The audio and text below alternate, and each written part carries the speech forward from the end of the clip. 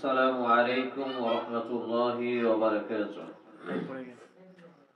الحمد لله رب العالمين، والصلاة والسلام على رسوله الكريم وعلى آله وأصحابه أجمعين، أما بعد. فقال الله تعالى في كلامه المزيد والفرقان الحميد: أعوذ بالله السميع العليم من الشيطان الرجيم. وقالوا سمعنا وأطعنا غفرانك ربنا وإليك المصير. رب اشرح لي صدري ويسر لي أمري واحلل عقدة من لساني يفقهوا قولي. رب أسر ولا تؤسر وتمم بالخير. رب زدني علما، رب زدني علما، رب زدني علما. সমস্ত প্রশংসার মালিক একমাত্র আল্লাহ রাব্বুল আলামিন, যার প্রশংসার ধারা শেষ করা অসম্ভব। সেই রব্বুল ইজ্জাতের প্রশংসা করার লক্ষ্য এবং উদ্দেশ্যে আমরা আন্তরিকতার সাথে পাঠ করি। আসুন একবার বলে ফিরি আলহামদুলিল্লাহ। অতঃপর অসংখ্য দরুদ ও সালাম শান্তির ধারা বর্ষিত হোক সমস্ত নবী এবং রাসূলদের যিনি সরদার, ইমামুল আম্বিয়া, যিনি ইমাম নেতা এবং মানবতার মুক্তির দূত মুহাম্মদুর রাসূলুল্লাহ সাল্লাল্লাহু আলাইহি ওয়াসাল্লামের প্রতি আমরা বলি আল্লাহুম্মা সাল্লি আলাইহি আল্লাহুম্মা বারিক আলাইহি সাল্লাল্লাহু তাআলা আলাইহি ওয়াসাল্লাম। আজকের সংক্ষিপ্ত টাইমে যে বিষয়ের প্রতি আলোচনা রাখবো সেটি হচ্ছে মুসলিম জাতি অধঃপতনের কারণ ও তা থেকে বাঁচার উপায়। উল্লেখিত বিষয়ের প্রতি পবিত্র কোরআন এবং সেই সুন্নাহর আলোকে সংক্ষিপ্ত টাইমে আলোচনা পরিবেশন করার আপ্রাণ প্রচেষ্টা রাখছি ইনশাআল্লাহুল আজিজ। ওয়া মা তাওফীকি ইল্লা বিল্লাহ, আলাইহি তাওয়াক্কালতু ওয়া ইলাইহি উনীব। মুসলিম জাতি অধঃপতনের কারণ। অধঃপতন হচ্ছে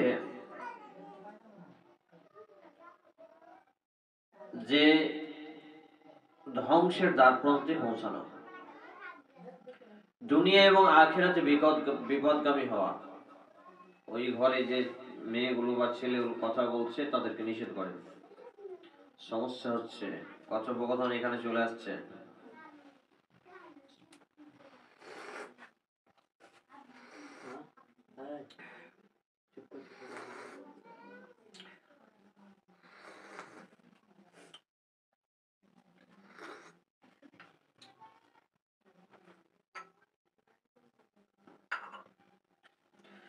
মুসলিম জাতি অধঃপতনের কারণ এবং তা থেকে বাঁচার উপায়। নারী পুরুষ সকলেই, ছোট বড় যুবক বৃদ্ধ প্রায় মানুষ আজকে অধঃপতনের শিখরে পৌঁছে গেছে। অধঃপতন মানে ধ্বংস হওয়া, নিঃশেষ হয়ে যাওয়া, বিলীন হয়ে যাওয়া, শেষ হয়ে যাওয়া। তা আমাদের কি শেষ হয়েছে? ঈমান এবং আমল শেষ হয়েছে, বিলীন হয়েছে ইসলাম, এবং আমরা ধ্বংসের দ্বারপ্রান্তে পৌঁছে প্রায় জাহান্নামের পথেই আমাদের বর্তমান সময়ে মুসলিম নারী পুরুষরা হাঁটছে। আমি আপনাদের সামনে যে আয়াতে কারিমা পাঠ করেছি এটি হচ্ছে সূরা আল বাকারা 2 নম্বর সূরা 49 নম্বর পৃষ্ঠা, সম্ভবত 3য়তম পারা। আল্লাহ রাব্বুল আলামিন তাম মানব জাতিকে লক্ষ্য করেই মূলত এটা বলেছেন। কুরআনুল কারীমের এটি হচ্ছে 285 নম্বর আয়াত, 3য়তম পারা, 49 নম্বর পৃষ্ঠা, 2 নম্বর সূরা। আল্লাহ রাব্বুল ইজ্জাত বলছেন, ওয়াকালু সামি'না ওয়া আতা'না গুফরানাকা রাব্বানা ওয়া ইলাইকাল মাসির। অর্থাৎ যে ওয়াকালু সামি'না ওয়া আতা'না, শ্রোতা হচ্ছে ওরাই যারা বলে হে আমাদের পালনকর্তা,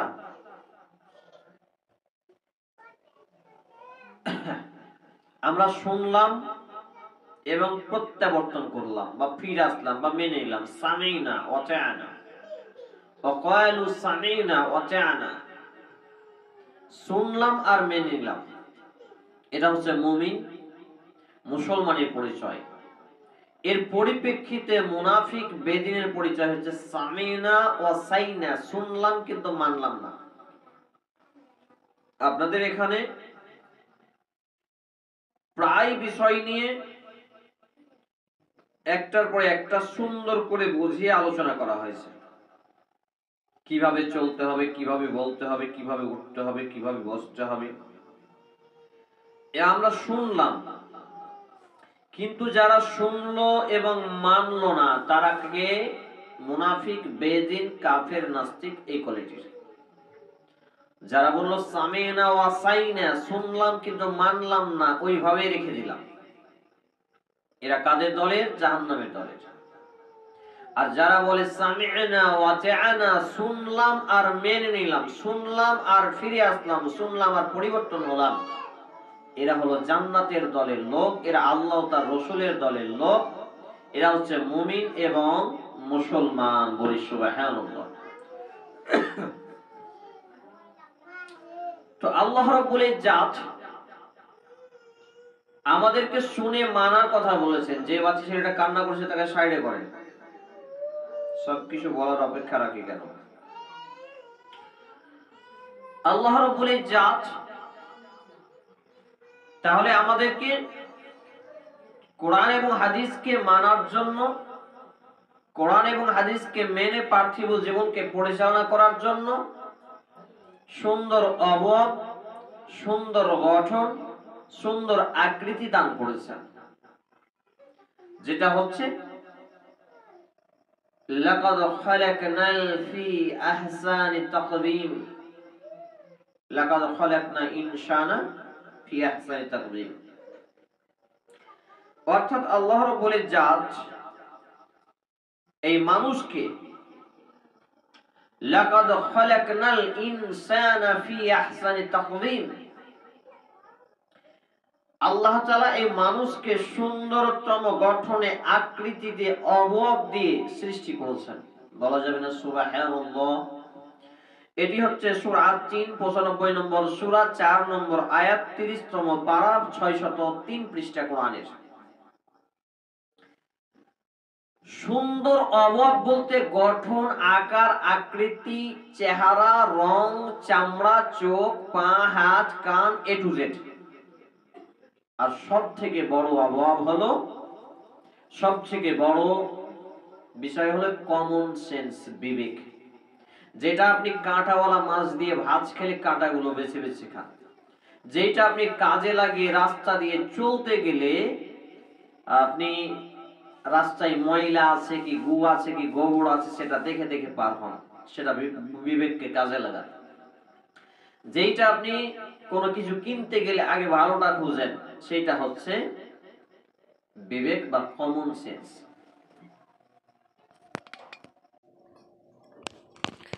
তো কমন সেন্স ছাড়া, কমন সেন্স ছাড়া প্রায় জিনিসগুলো হয়তো অন্য অন্য সৃষ্টির সঙ্গে মিলে যাবে, কিন্তু মানব জীবনে কমন সেন্স একটি এমনই জিনিস যেটা অন্য কারোর সাথে মিলবে না। তো এই মুসলিম জাতি এরা অধঃপতনের কারণগুলো কি? মুসলিম জাতি অধঃপতনের মৌলিক কারণ হিসাবে আমি যেটুকু দেখেছি, যে একজন মুসলিম ব্যক্তির বাপ মা প্রকৃত ইসলাম সম্পর্কে জানে না।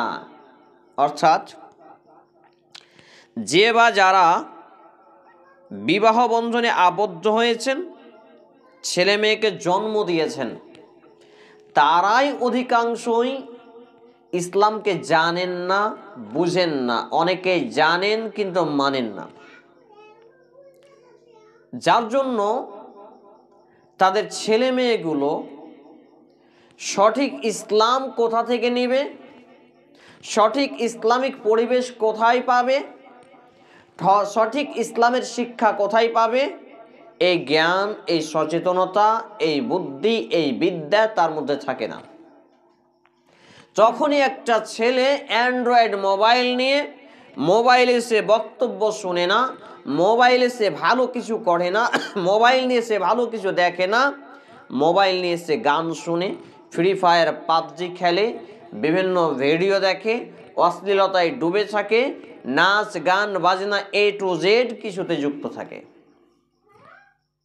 তাহলে বোঝা যাচ্ছে একটা ভালো বাপ মা, একটা ইমানদার মা বাপ, একটা আল্লাহওয়ালা মুত্তাকি পরহেজগার তার পরিবার তাকে অধঃপতনের হাত থেকে বাঁচাতে পারবে। কে ছেলেটা কান্নাকাটি করছে গো? এরপরে আলোচনা চলাকালীন এরকম হলে তো সমস্যা, বিশাল সমস্যা, মানে আপনার অনেক লাইন ভুলে যাচ্ছি, অনেক কিছু আপনার মাথায় কাজ করবে না। তো হাতে একটা বিস্কুট ফিস্কুট দিয়ে হলে চুপান। তো যে বিষয়টা বলছিলাম, একটা ভালো পরিবার থেকে ভালো সন্তান আশা করা যায়। নিমের গাছ লাগিয়ে কখনো আমের আশা করা যায় না। ন্যাংরা আমের গাছ লাগিয়ে আবার ফজলি মিষ্টি আমের আশা করা যায় না। একই রকম ভাবে বাপ মা যদি বেদিন হয়, বাপ মা যদি দ্বীন ইসলাম সম্পর্কে না জানে, বাপ মা যদি দ্বীন ইসলাম সম্পর্কে দ্বীন ইসলামকে না মানে, তাহলে তার ওরস ধরে, তার ওরস জাত, তার সূত্র ধরে যে ছেলে মেয়ে তার পরিবারে জন্ম লাভ করবে, তার এই ছেলে মেয়ে ভালো ইমানদার আল্লাহওয়ালা মুমিন মুমিনা হবে, এ আশা রাখাই ভুয়া। ব্যতিক্রম ঘটতে পারে, ব্যতিক্রম ঘটতে পারে, আল্লাহ যাকে হেদায়েত দেন সেটা আল্লাহর মার্জি, আল্লাহর ব্যাপার। তবে আমরা বাস্তবে যেটা দেখতে পাই, আল্লাহ বিনা গাছেও আসমান থেকে আপনাকে আম দিতে পারে। নিমের গাছ থেকে আপনি আমের আশা কখনোই করবেন না। নিমের গাছ তো তিত্তে, এই তিত্তেতে মিষ্টি রস কখনোই পাওয়া যায় না। মিষ্টির রস নিতে গেলে মিষ্টির দোকানে যেতে হয়। তাহলে যেই পরিবারটাতে ভালো বাপ মা নেই, সেই পরিবারটাতে ভালো ছেলে মেয়ে পাওয়া মুশকিল, হবেই না। ব্যতিক্রম গোবরে ফুল ফুটতে পারে, গোবরে এক আধটা ফুল ফুটতে পারে, তবে গোবরের ফুল হলেই ভালো হবে এমনটি নয়। গোবরে আগাছাও জন্মায়, আগাছা থেকেও বিভিন্ন ফুল জন্মায়। তাহলে আমার এবং আপনার ভালো হওয়ার জন্য দুনিয়ার মানুষের কাছে ভালো হওয়া জরুরি নয়। অনেকেই বলে অমুকের মাটা খুব ভালো ছিল, জি মারা গেছে, একটাই খারাপ ছিল, নামাজটাই পড়তো না।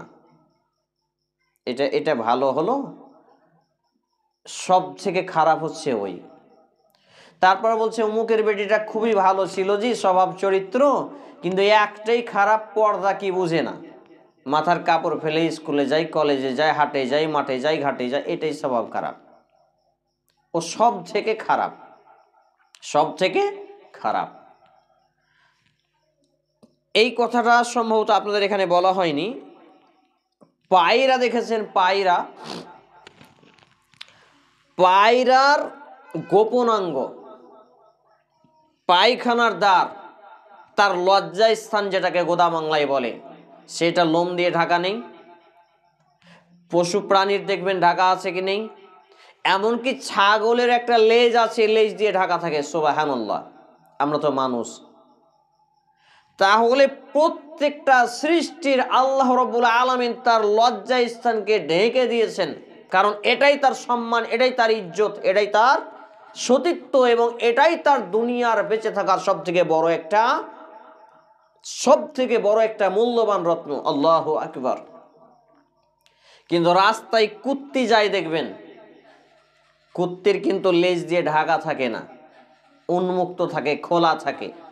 তো আমাদের এলাকার নামদারি মুসলমানদের বেটা, বহু, বেটি, মা, বোন, শাশুড়ি, তারপর ননদ, এরা এই রাস্তার কুত্তির মতো।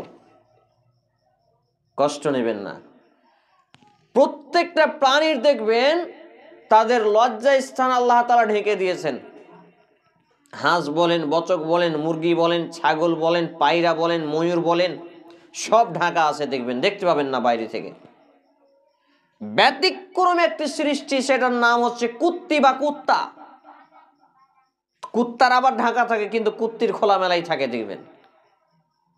মানে কুকুরের যেটা স্ত্রীলিঙ্গ, বেটি ছেলে কুকুর, তো এই কুত্তিটা উন্মুক্ত থাকে, তার ঢাকা থাকে না। তো আমাদের ঘরের এই মুসলমানের বাচ্চাদের মধ্যে কিছু মেয়ে ছেলে বেটি ছেলে আছে যাদের এইরকম শরীর ঢাকা থাকে না, এদিক ওদাম ওইদিক ওদাম, এইরকম ওই রকম। এটা লজ্জার ব্যাপার নয়, এটা জাহান্নামে যাওয়ার কারণ নয়, এটা অধঃপতন নয়, এটা ধ্বংস হওয়া নয়, এটা নষ্ট হওয়া নয়, এটা বিলীন হওয়া নয়, অবশ্যই এগুলো জাহান্নামে যাওয়ার কারণ। তাহলে আমাকে এবং আপনাকে আগে সর্বপ্রথমেই যেটা ঠিক করতে হবে সেটা হচ্ছে পরিবার, ব্যক্তিগত জীবন দিয়ে তারপর পরিবার। এরপরে যে ব্যাপারটা হবে যে আমার বন্ধু বান্ধব কেমন, কারণ ছেলেরা হয় বাপের স্বভাবী আর মেয়েরা হয় মায়ের স্বভাবী। ছেলেরা বাপের গুণে গুণান্বিত হয় আর মেয়েরা মায়ের গুণে গুণান্বিত হয়। তো ব্যক্তিগত জীবন এবং পরিবারকে গঠন করার পরে ওই পরিবারটা থেকে, যেমন আমি হাবিবুল্লাহ, আমি যদি নামাজ না পড়ি, আমার একটা ছেলে জন্ম নিয়েছে, সেই ছেলে, এমনকি আমার পরিবার, আমার স্ত্রী, ওকে যদি বলি অমুকের মা নামাজ পড়ো, তো নামাজ পড়বে? আমাকে বলবে আপনি তো বেনামাজি আর আমাকে নামাজের অর্ডার করছেন, বলবে না আমাকে? অবশ্যই বলবে। আমি যদি গান শুনি, আমার স্ত্রীকে যদি বলি এই বেয়াদব গান শুনছো, তো আমাকে আমার মুখে জুতা মারবে না? যে লজ্জা করে না, নিজে গান শুনছেন আর আপনি আমাকে গান শুনতে নিষেধ করছেন? জি। তাহলে বাপ যদি ভালো হয়, স্বামী যদি ভালো হয়, স্ত্রী ভালো হতে বাধ্য। যদি ভালো না হয় তাহলে সেই স্ত্রীকে তালাক দিতে হবে। যদি সেই স্ত্রীকে তালাক দেওয়া না যায় তাহলে তার জন্য হেদায়েতের দোয়া করতে হবে। যদি হেদায়েতের দোয়া করে হেদায়েত না হয় তাহলে যে কোনোভাবে ব্যবস্থা নিতে হবে, আইনকে সঙ্গে নিয়ে। আল্লাহ রাব্বুল ইজ্জাত তো বলে দিয়েছেন, এটি হচ্ছে কোরআনুল কারীমের 28তম পারা 560 নম্বর পৃষ্ঠা 66 নম্বর সূরা আয়াত নম্বর 6, ইয়া আইয়ুহাল্লাযিনা আমানু, হে ঈমানওয়ালারা, কু আনফুসাকুম ওয়া আহলিকুম নার, তুমি নিজে বাঁচো আর তোমার ছেলে মেয়ে আহল পরিবারকে বাঁচাও জাহান্নামের আগুন থেকে। তাহলে আমাকে ঠিক হওয়ার পরে পরে আমার পরিবারকে যখন আমি ঠিক করতে পারবো, তখন আমার এই পরিবারে যতগুলো ছেলে মেয়ে আসবে সেই ছেলে মেয়েগুলো দেখা দেখি হলেও ভালো হবে ইনশাআল্লাহ। ব্যতিক্রম এক আধটা আলু পচে যেতে পারে, এক বস্তা আলু কিনেছেন, আলুগুলো তো সবই পচা নয়, এক আধটা পচা থাকতে পারে। তাহলে এবারে আমি আমার বন্ধু বান্ধব কোনগুলো, এইগুলোকে আগে যাচাই করতে হবে। আমি নামাজি, ইল্লা মাশাআল্লাহ, আমার বন্ধু নামাজ পড়ে না, বেনামাজি, মাতাল, লুচ্চা, ডাকাত, চোর, ছ্যাঁচ্চর, লাফাঙ্গা, হারামখোর, যদি এইরকম হয় তাহলে আমার ছেলের বন্ধু তেমন হবে, কারণ এটা স্বভাব, যা দেখে তা শিখে। আমার বন্ধু বান্ধব যদি হয় আলেম ওলামা, দাড়িওয়ালা, নামাজি, তাহলে কিন্তু আমার মতো আমার ছেলে গঠন ধরবে ইনশাআল্লাহ। আমার ছেলে তো এখন বয়স ইল্লা মাশাআল্লাহ, আল্লাহ তাআলা তার হায়াতে বরকত দান করুন এবং তাকে আলেম হিসেবে কবুল করুন, আমরা বলি আল্লাহুম্মা আমিন। 5 বছর প্লাস হলো, যখন তার বয়স মাত্র 1.5 বছর 18 মাস, আমাকে বলছে আব্বু আব্বু এই দাড়ি আপনার দাড়ি তো আমার কবে হবে? তা আমি বলছি বড় হবে তখন হবে। এখন তার বয়স 5 বছর প্লাস, তো মাঝে মাঝে বলে আমিও বড় হব, তা আমি আব্বুর মতো দাড়ি রাখবো। দেখেন, দেশ গুণে ভ্যাস এটাকে বলে বাংলা ভাষায়। যা দেখবে তা শিখবে। বাপেরই যদি মুখে দাড়ি না থাকে তো বেটা কি করে দাড়ি রাখবে? দ্বিতীয় নম্বর পয়েন্ট, তার মায়ের বান্ধবীগুলো কেমন, তার মায়ের চলাফেরা স্বভাব চরিত্রটা কেমন। টিভি নিয়ে কি সিরিয়াল দেখে, মোবাইলে নাটক কমেডি ফিল্ম দেখে, নাকি গান শুনে, নাকি খালি একবারে হিমা মালিনীর মতন আইনাতে সাজগুজে ব্যস্ত থাকে, কাপড়ের দোকানে যায়, মণিহারি দোকানে যায় আর বিভিন্ন রকমের ফ্যাশনের ড্রেস পোশাক পরে দেবরের সামনে গল্প করে, আর কারো সামনে গল্প করে, যাদের সঙ্গে বিবাহ জায়েজ তাদের সঙ্গে কথা বলে গল্প করে, বোন দুলাভাইয়ের সঙ্গে গল্প করে। যদি এমন স্বভাব চরিত্র হয় তাহলে তার মেয়েগুলো তার স্বভাবের হবে, ব্যতিক্রম কিছু ঘটতে পারে, তার স্বভাবের হবে। কারণ ব্যাস গুণে ভ্যাস, তার মাকে যা দেখছে ওই ছেলে মেয়ে দেখবে, ওই মেয়ে দেখবেন সেই স্বভাবের হবে। জি, আমরা দেখতে পাচ্ছি মা টিভি দেখানি, বেটিও টিভি দেখেনি। মা আপনার বাংলা ভাষায় বলেন নাং করানি, তো বেটিও নাং করানি। মা আপনার আরো কিছু নোংরা কাজে যুক্ত আছে, বেটিও আছে। আমার চোখে দেখা এগুলো কথা বলছি, একটাও বানিয়ে নয়। আবার যদি ওই মায়ের সঙ্গিনী বান্ধবী চলাফেরা আখলাকগুলো এরকম হয়, কিরকম? যতগুলো বান্ধবী আসে বরখা দিয়ে, সে দেবরের সঙ্গে কথা বলে না, খালাতো ভাই মামাতো ভাইয়ের সাথে যায় না, যতগুলো শরীয়তে হারাম সবগুলো মেনে চলে। তার ছোট্ট মেয়েটা দেখবেন পুটপুট করে কথা বলতে শিখেছে, সে বলবে আম্মু আমিও বরখা পরবো তোমার মতো। ও বলবে তুমি বড় হয়ে পড়বে, বলছে না তুমি যে পড়েছো আমিও পড়বো। এইভাবে একটা পরিবার গঠন হবে এবং অধঃপতনের হাত থেকে বাঁচানো যাবে, এটা হচ্ছে তার উপায়। তাহলে একটা ছেলে আজকে মদের আড্ডায়, জুয়ার আড্ডায়, ফ্রি ফায়ার পাবজি গেমে, নামাজে যায় না, সে দাড়ি রাখে না, টাকনুর নিচে প্যান্ট পরে, তারপর হারাম উপার্জন করে, বিভিন্ন মেয়ের সাথে সম্পর্ক, যত রকম পাপে জড়িত আছে সবই হচ্ছে অধঃপতন। তার মধ্যে আপনার ছেলেটা মোবাইলটা ধরেছে আর উল্টা করে ধরেছে, বলছে মার মার মার মার মার মার মার মার। তা আমি মনে করতাম যে এই ছেলেগুলো মাথা ছিট মারা না আমাকে মারতে বলছে। রাস্তা পথে যখন চলতাম এক জায়গায় আমি থমকে দাঁড়িয়ে গেছি, এই কাকে মার বললি? তো বলছে আপনাকে নয় গো, আপনি যান। তো এই কাকে মার বললি? তো বলছে না আপনাকে নয়। তো এরা এতই পাগলার পাগলা, মার মার মার মার করছে। এটা পরে বুঝতে পারলাম ফ্রি ফায়ার পাবজি নামের গেম মোবাইলে তারা খেলছে।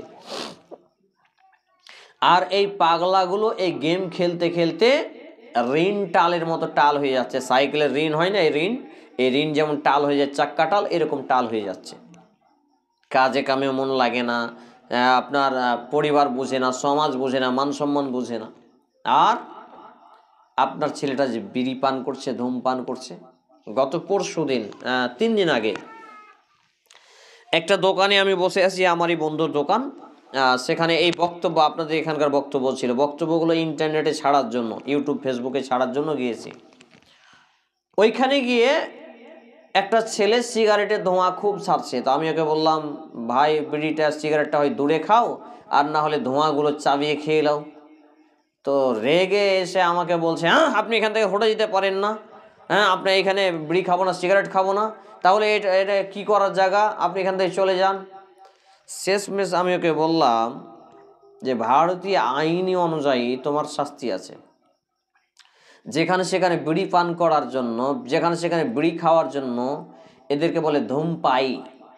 এরা হচ্ছে এদের 40 দিন নামাজ রোজা হবে না কবুল, এ ফতোয়া অনুযায়ী, বড় বড় আলেমদের ফতোয়া অনুযায়ী। এবং এরা যদি মারা যায় এরা কি অবস্থায় যে উঠবে আল্লাহ তাআলাই ভালো জানেন, আস্তাগফিরুল্লাহ। অথচ আপনার বাড়িতে বিড়ির কারখানা, আপনার বিড়ি না হলে জীবন চলে না। অথচ আপনার স্বামী আপনার বিড়ি বিক্রি করে, অথচ আপনার স্বামী সিগারেট বিক্রি করে, আপনি দোকান চালান, বিড়ি সিগারেট বিক্রি করেন। কোথায় আছেন? জান্নাতে যাবেন? কি করে যাবেন? সব থেকে বড় হারামে যুক্ত হয়ে আছেন। মদকে মানুষ হারাম মনে করে, মদ খেয়েছে অনেকেই দেখবেন গালিগালাজ করে না, বুঝে নেবে বলে। বিড়িকে যে মানুষ হারামি মনে করে না, এত বড় হারাম। অথচ আমি আমার পরিবার থেকে বিড়ি উঠিয়েছি, যে ঘটনাটা বলতে বলতে আপনার মিস্টেক হয়ে ভুলে গেছি। তো আমার স্ত্রী যেহেতু বিড়ি বাঁধে না, তা আমার মেয়ে কখনোই বলে না যে আম্মু আমিও বিড়ি বাঁধবো, কখনোই বলে না। শুধু কালকে একবার হঠাৎ বলছে যে আমিও বিড়ি বাঁধবো আম্মু। তা আমার দিকে তাকিয়ে আমি শুধু চোখ দুটোকে রাঙিয়ে দেখেছি, তখন বলছে আব্বু মারবে, আব্বু মারবে।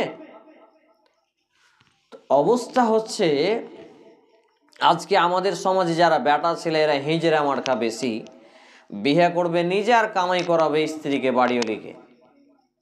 বিয়ে করে নিয়ে আসবে ও, 2টা 4টা 7টা 8টা 10টা ছেলে জন্ম দিবে ও, আর এই মেয়ে ছেলেটা বেচারির মাথার ঘাম পাতাই ফলে এই কট ওই কট, ঘুম যায় না, ঠিক মতো খাবার জোটে না, তখন বিড়ির কুলা নিয়ে বসে সারা সারা রাত্রি জাগরণ করে অনেকে বিড়ি বাঁধতে দেখি, কত কষ্ট করে। আর হারাম করে কি করবে, কারণ তো পেট চলবে না, ঠিক মতো কাপড় জুড়াতে পারে না, ছেলে মেয়ের ড্রেস পোশাক দিতে পারে না, জুতা স্যান্ডেল দিতে পারে না, স্কুলে ভর্তি করতে পারে না, আর ও জন্ম দিয়ে দিয়েছে দেখি না তো বাপ, ও নাকি পুরুষ, ও পুরুষ, ও হেঁজেড়া। আর এই মেয়ে ছেলেটা রান্না বান্না করো, ছেলে মেয়ে সামাল দাও, ধোঁয়া দাগ করে, গ্যাস নেই, এই লকড়ি কাটি, কত রকম কষ্ট।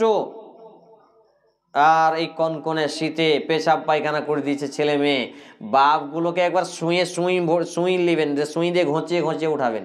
জন্ম তো তুও দিয়েছিস, বেটা তো তোর, তুই একবার উঠ দেখি। প্রায় বেটা ছেলেগুলো এরকম হিজেরা মার্কা, যত বোঝা দায়িত্ব মনে হচ্ছে তার স্ত্রীর। এরা অত্যাচারী, এরা জান্নাতে যেতে পারবে না। শুনে রাখুন, যেই সব স্বামীরা তাদের স্ত্রীর সমান হক আদায় না করে, তাহলে তারা জান্নাতে যেতে পারবে না। আমার দিক দেখে আমার আত্মীয় স্বজন বলে যে বহুটাকে মনে হচ্ছে তুই বেটা ছেলে বানিয়ে দিবি, মানে এত সুখ আর এত সুখ। আমি সুখ শান্তি আমি দিনই, আল্লাহ দিয়েছে, আমি শুধু দোয়া করেছিলাম, কিচ্ছু কাজ নেই। সকাল হবে, নামাজ পড়বে, নামাজ পড়ে উঠে হয়তো একটু হালকা ঘুমালো বা শরীরে একটু আরাম দিল, কিছু দোয়া দরুদ নিজে পড়লো, ছেলে মেয়েকে পড়ালো, উঠে পেচাব পায়খানা সেরে চা করলো। কোনোদিন আমি তো চা টোটালি উঠিয়ে দিয়েছি, এখন 1% আছে বলা যায়, কারণ চিনি হচ্ছে সব থেকে বড় অসুখ। যতগুলো অসুখ হচ্ছে মানুষের জীবনে, চিনি হচ্ছে সব থেকে ভয়ঙ্কর। চিনি খাওয়া ছাড়তে হবে, এটা মাথায় রাখবেন। এইগুলো উপকারী কথা, যার জন্য এখানে বলে দিলাম। এইবার তারপর ছেলে মেয়েকে নিয়ে পড়তে বসা, ছাগল আছে ছাগলগুলো বের করা, এটা সেটা করে বাস দিনমান শেষ, টাইমে নামাজ পড়া, এতেই সময় শেষ। দুপুরে একটু রেস্ট করা, কত মা বোন দুপুরে একটু পিঠ পাততে পায় না। একটা ছেলে কান্না করছে, আর একটা পায়খানা করে দিয়েছে, একটা হলো আর একটা ক্যাঁ ক্যাঁ করছে, এই করে করেই মা এবং বোনদের কষ্টের জীবন কাটছে আমি দেখছি প্রায়। আর পুরুষগুলো চায়ের দোকানে বসে এর বাড়ির গল্প, ওর বাড়ির গল্প, অমুকের বেটি খারাপ, অমুকের স্ত্রী খারাপ, অমুকের মা খারাপ, এইগুলোই গেহে বেড়েছে। এইসব স্বামীগুলোকে জুতা পিটা করা দরকার আছে। এটা হিজড়া মার্কা বলদ। তাহলে বলছিলাম পরিবার অধপতনের যে কারণ এবং তা থেকে বাঁচার উপায়গুলো। একটা মুসলিম পরিবারকে অধপতনের হাত থেকে বাঁচানোর উপায়গুলো। এরপরে আল্লাহ রাব্বুল ইজ্জাত আমাদের জন্য যে ইসলামী বিধান দিয়েছেন, আমাদের জন্য যে জীবন বিধান দিয়েছেন, কোরআন এবং সুন্নাহ। এই কোরআন এবং হাদিস পড়াশোনাকারী যদি বাপ মা হয়, তাহলে তাদের ছেলে মেয়েগুলো পড়াশোনাকারী হয় দেখবেন। কিন্তু বাপ সকালবেলা উঠে পায়ের উপরে পা দিয়ে, মুখটাও এখন ব্রাশ করেনি, ধয়নি, পরিষ্কার করেনি, পেপারটাকে ধরেছে, রাস্তার ধারে চেয়ারে দরজায় বসে এবার পেপার পড়ছে। বেটা দেখছে, হঠাৎ করে বেটাকে বলছে, বেটা একটা বিড়ি ধরিয়ে নিয়ে এসো। বিড়ি ধরিয়ে নিয়ে আসছে। একদিন এক ছেলে তার বাপের বিড়ি ধরাতে গিয়েছে, বিড়ি ধরাতে ধরাতে প্রায় টানে, তো যে বাপ যে খায় এত স্বাদ পায়, তো আমি একটু দেখি এক টান দিয়ে, যেমন এক টান নিচে খক খক খক খক করে খাঁকতে লেগেছে। তো বলছে, অমুকের বেটা তমুক, তুই কি বিড়ি টেনেছিস? তো বলছে, আমি আব্বু এক টান দিয়েছি। মারলো 2 চর। পাশ থেকে বলা হলো যে বেয়াদব, তোমার তো লজ্জা নেই যে তুমি ওইটুকু ফেরেশতার মতো বাচ্চাকে বিড়ি ধরাতে পাঠিয়েছ। এরকম যদি কারো স্বামীর চরিত্র থাকে, তাকে সোজা করে দিন। কান টানলে মাথা আসে, মেয়েরা পারে স্বামীকে সোজা করতে, বাঁকা স্বামীকে সোজা করতে, খারাপকে ভালো করতে, ভালোকে খারাপ করতে। আল্লাহ তাআলা এই পাওয়ার মেয়েদের মধ্যে দিয়েছে। যদি না পারেন তাহলে বুঝতে হবে যে আপনিও জাহান্নামে যাবেন, আপনার স্বামীও যাবে। তো স্বভাব চরিত্রকে পরিবর্তন করার জন্য নিজে বিড়িখোর, তো বিড়ি যদি হালাল হয়, হারাম না হয়, তাহলে ও খায়, ওর বেটা এক টান মারলো তো ওকে 2 চর মারলো কেন? শুধু কি তাই? ভাত, চাল, ডাল, আলু, পটল এগুলো তো হালাল নাকি? তো এইগুলো হালাল, আপনি খান, আপনার পরিবার, ছেলে মেয়ে স্ত্রী সবাই খায় না? তাহলে বিড়িটা আপনি স্বামী স্ত্রী সবাই একসাথে বসে খেতে পারেন না? আপনি খেতে খেতে পুরুষরাকে বলছি যে আপনার স্ত্রীকে দিবেন, লে বিবি যান 2 টান তুও মার। আবার বেটিকে বলবেন, বেটি আম্মু এসো এসো 2 টান লেও। বেটাকে আদরের সাথে দিবে, আব্বু আব্বু লেও, এটা ভিটামিন, 2 টান খাও। কিন্তু বেহায়া নামধারী মুসলমানরা এটা বলবে না, কারণ তারা তালে মাতাল, বেতালে ঠিক। এরা তালে মাতাল, হারাম জানে কিন্তু কোরআন হাদিস মানবে না বলে এগুলো করছে, ছলনা করছে দুনিয়া ভোগ করার জন্য। তা আল্লাহ রাব্বুল ইজ্জাত সতর্ক করেছেন, যারা জানেন যে কিয়ামতের মাঠে বিচার হবে, হিসাব দিতে হবে, জাহান্নামে যেতে হবে, এই হারাম ভক্ষণকারী শরীরের নামাজ, রোজা, হজ, যাকাত, দান, সাদকা কিচ্ছু কবুল হবে না যদি আপনার হারাম খেয়ে শরীরে এক ফোঁটা রক্ত তৈরি হয়। কত হারামে ঢুকে আছেন, বিচারের মাঠকে ভয় লাগে না? আল্লাহ তাআলা বলছেন, হাল আতাকা হাদিসুল গাসিয়া, হাল আতাকা হাদিসুল গাসিয়া উজুহু ইয়াওমাইজিন খাসিয়া আমিলাতুন নাশিবা তাসলা নারান হামিয়া তুসকা মিন আইনিন আনিয়া লাইসা লাহুম তুআমুন ইল্লা মিন জারিই লা ইউসমিনু ওয়ালা ইউগনি মিন জু। সূরা আল গাসিয়া 30তম পারা 597 নম্বর পৃষ্ঠা 1 থেকে 7টি আয়াত আপনাদের সামনে পাঠ করলাম। কত ভয়ঙ্কর কথা! কিয়ামতের দিনকে যারা মনে করেন বিচার না বিচার, এটা আপনার জজ কোর্টের, হাইকোর্টের বিচার নয়। এই বিচারটা এত সূক্ষ্ম বিচার হবে, আপনি পানিতে ডুব মেরে যদি একটা পাপের কাজ করে থাকেন সেইটা আপনি সেখানে দেখতে পাবেন, মোবাইলে ভিডিওতে যেমন আপনি দেখতে পান, আয়নাতে যেমন নিজের চেহারা দেখতে পান। যদি আপনি গভীর রাতে অন্ধকারে এদিক ওদিক তাকিয়েছেন, কেউ দেখেনি, ঘরের মধ্যে জানালা দরজা বন্ধ করে ফাঁকা জায়গায় নির্জনে একাকিত্ব কোনো পাপ কাজ করেছেন, সেটা দেখতে পাবেন। সব কিছু সেখানে দেখানো হবে। এই কিয়ামতের বৃত্তান্ত কি আপনার কাছে পৌঁছেছে? আল্লাহ তাআলা বলছেন, হাল আতাকা হাদিসুল গাসিয়া।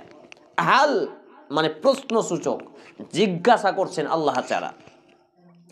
আতাকা হাদিসুল গাসিয়া, আপনার কাছে আচ্ছন্নকারী কিয়ামতের বৃত্তান্ত কি এসে পৌঁছেছে? আল্লাহুস সামাদ। উজুহু ইয়াওমাইজিন খাসিয়া, অনেক মুখমণ্ডল হবে সেদিন লাঞ্ছিত। যারা হারাম জানার পরেও গোঁড়ামি, যদি বেড়ি হারাম হয় এত বড় বড় মৌলবীরা তাহলে কেনা বানছে, যদি বেড়ি হারাম হয় তাহলে ও হাজি সাহেব ও কেনা বানছে, যদি বেড়ি হারাম হয় তাহলে ওই মসজিদের মৌলবীটাকে স্ত্রী কেনা বাঁধছে, যদি বেড়ি, সুদ, ঘুষ, বন্ধন লোন, গোষ্ঠী লোন হারাম হয় তাহলে অমুক কিনে নিয়েছে। এই দেখে যদি কেউ কাজ করে তাহলে তারা লাঞ্ছিত হবে, তারা অপমানিত হবে। এর কারণ হচ্ছে নিজের গাড়ায় নিজেকে যেতে হবে, নিজের হিসাব নিজেকে দিতে হবে। আমার কবরে আপনি যাবেন না, আপনার কবরে আমি যাব না। নিজের ব্যাটিং নিজে গোছাতে হবে। উজুহু ইয়াওমাইজিন খাসিয়া, সেদিন কিছু মুখমণ্ডল, অনেক মুখমণ্ডল চেহারাগুলো হবে লাঞ্ছিত, অপমানিত। আস্তাগফিরুল্লাহ। আমিলাতুন নাসিবা, এবং কৃষ্ট ক্লান্ত, লাঞ্ছিতর সাথে। আপনি রাস্তায় যাচ্ছিলেন, যেতে যেতে যেতে যেতে আপনার 1 লাখ টাকার ব্যাগ হারিয়ে গেছে। ইস, কত কষ্ট। আবার যা হলো হলো, রাস্তায় যেতে যেতে কার সাথে ধাক্কা লেগে গেছে, মেরেছে 2-4 স্যান্ডেল। মুখটা লাঞ্ছিত, অপমানিত। এটা দুনিয়া।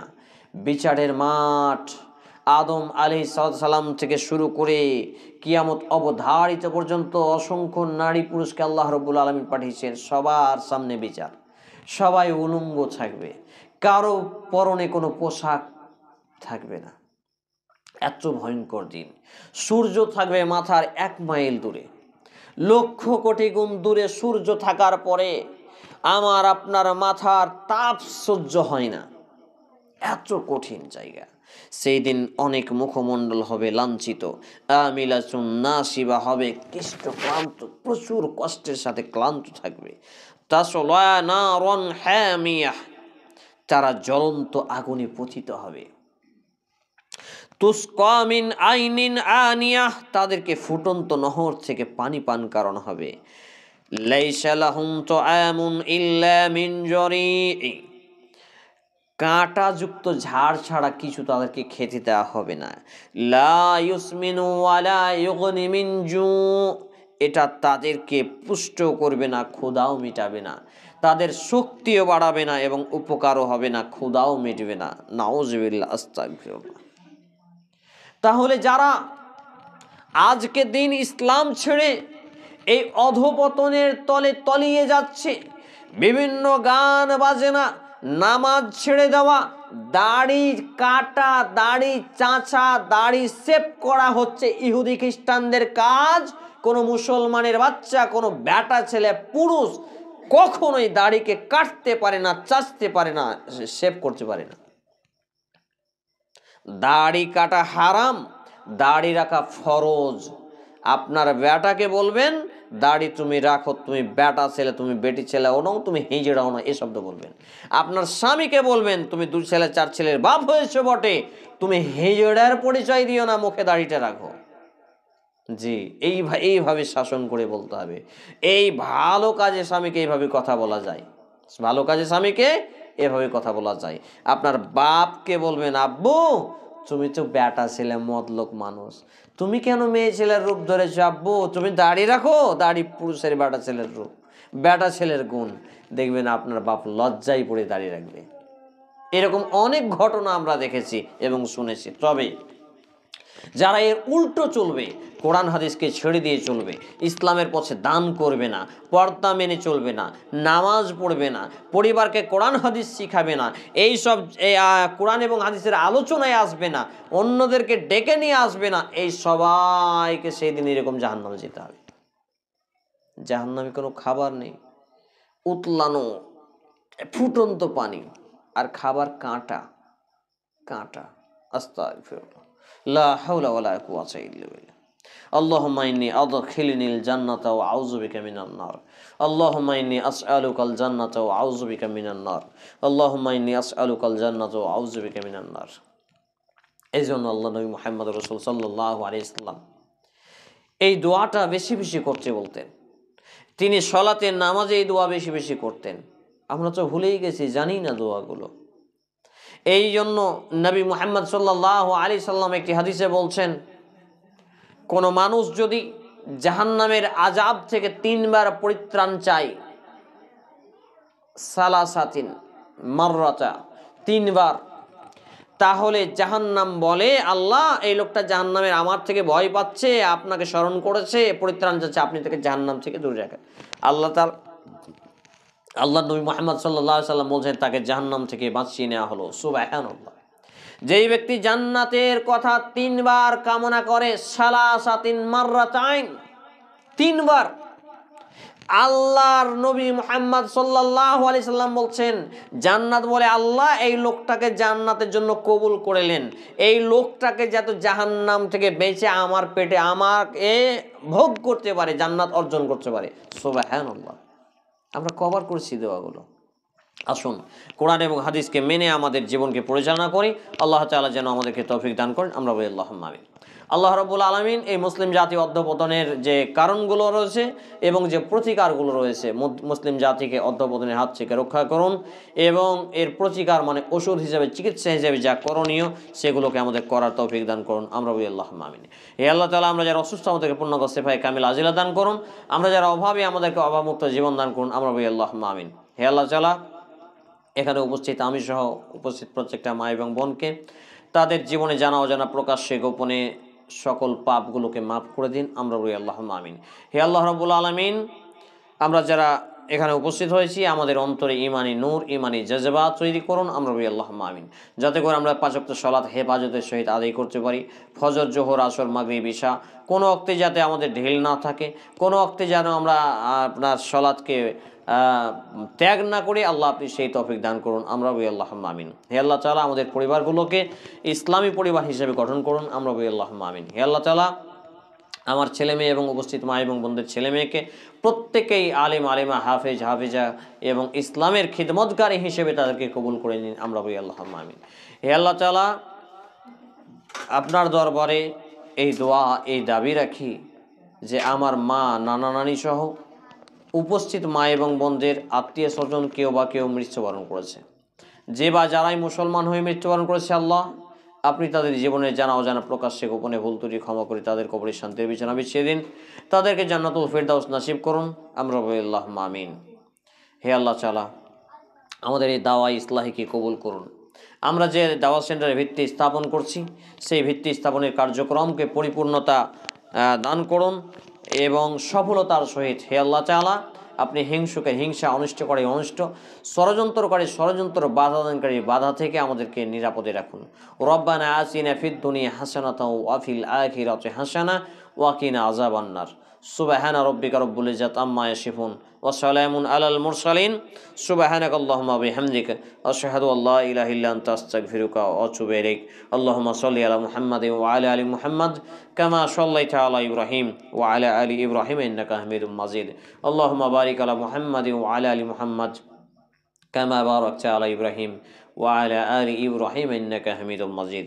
আসসালামু আলাইকুম ওয়া রাহমাতুল্লাহি ওয়া বারাকাতুহু। কেটে দাও। না না, হ্যাঁ লালটা দাও।